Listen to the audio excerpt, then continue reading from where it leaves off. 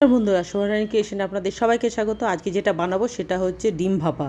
এখানে আমি কালো আর সাদা সর্ষেকে ভিজিয়ে রেখেছিলাম, এটাকে আমি বেটে নিয়েছি, সঙ্গে দিচ্ছি দুটো কাঁচা লঙ্কা একসাথে বেটে নিয়েছি। এর মধ্যে চাইলে আপনার নারকেলও দিতে পারেন, তা আমার কাছে নারকেল ছিল না, আমি নারকেল দিইনি। আমি এই সর্ষে বাটা দিয়েই করেছি। আর পোস্তও দেওয়া যায়, কিন্তু আমার কাছে পোস্তটাও ছিল না। এটা মানে মোটমাট রান্না হচ্ছে এমন একটা আর্ট, যেটাতে আপনারা নিজের মতন অনেক কিছু দিতেও পারেন, আবার বাদও দিতে পারেন, অ্যাডও করতে পারেন, বাদও দিতে, এরকমভাবে করা যায়। তো আমি এখানে দুটো ডিমের করেছি, তো আপনারা ফ্যামিলি অনুযায়ী জিনিসটা বাড়াবেন কমাবেন। দুটো ডিমকে হাফ হাফ করে নিয়েছি, এইগুলোকে আমি অল্প একটু নুন দিয়ে একটুখানি ভেজে নিয়েছি। হলুদ দিইনি, অল্প একটু নুন দিয়ে হালকা করে ভেজে নিলাম, যাতে ভাজলে কী হয়, কুসুমটা ভেতরে আটকে থাকে, কুসুমটা যাতে টাইট হয়ে থাকে। ভাজা হয়ে গেল।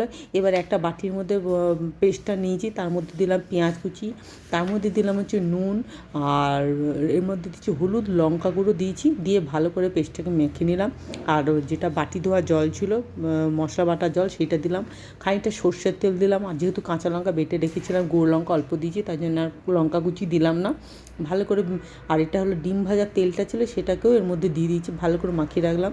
এবার টিফিন বক্সের মধ্যে ডিমগুলোকে দিলাম, দেওয়ার পর এই যেটা সর্ষে বাটা মশলাটা, এটা ভালো করে উপরে দিয়ে দিলাম। তার সাথে দিয়ে দিলাম দুটো কাঁচা লঙ্কা চিড়ে দিলাম, সঙ্গে আর সর্ষের তেল দিলাম।